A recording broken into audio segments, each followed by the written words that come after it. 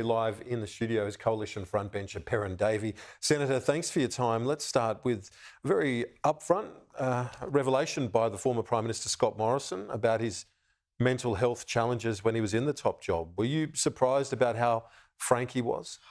Look, I was surprised because, he always looked so, from the outside, he always looked calm and assured. And to know that internally he was going through this turmoil is quite surprising. But I congratulate the former PM. I congratulate ScoMo for being up front.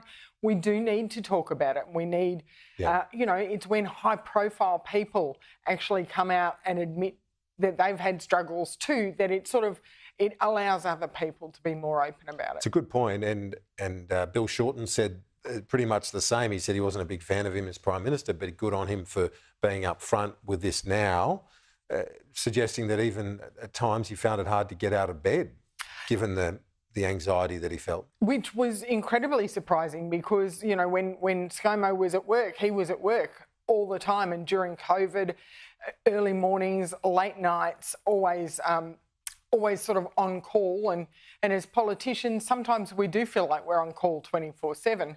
And it's brutal as well, isn't it? It's very brutal. Politician and media, but also politicians versus politicians, media scrutiny. There's not a lot of respite, certainly if you're Prime Minister. If you're Prime Minister, I know I can't go shopping without having, my 10-minute going to buy milk turn into 45 minutes, but that's okay because that's what I put my hand up for. But it is exhausting, and I think that we do need to talk about the issues, and mental health is such an important area that I don't think we are talking about honestly and open enough. Yeah, indeed. And the other issue that is really front and centre at the moment with the shocking numbers of domestic violence, the amount of women losing their lives on a weekly basis is 25 to date this year alone. Horrendous. It is. It's obviously going to take a long time, but how do we turn this around? Well, one of the first things is we really need to look at our enforcement. We need to try and prevent it from the get-go. And one of the issues that we have and that we're looking at very hard from a coalition is prevention. We are putting a lot of money as a government into after the fact and into refuges, which is very important, and I support that. But we also need to educate, because I'm a mother of 2 daughters and I'm trying to educate my children what a healthy relationship looks like. But we need our sons to be educated in the same manner. You do not, when I was growing up, my 2 brothers were always taught, you do not hit a woman. It doesn't matter what she does. It doesn't matter how many of your buttons she pushes. Don't hit a woman. And we need more of that happening so we can prevent it. But then we also need to look at enforcement, because time and time again, we are hearing that the perpetrators have got AVOs against them. Yeah. They're out on bail. They're out on bail. The most recent one with poor Molly Ticehurst in Forbes, and my heart goes out to her family.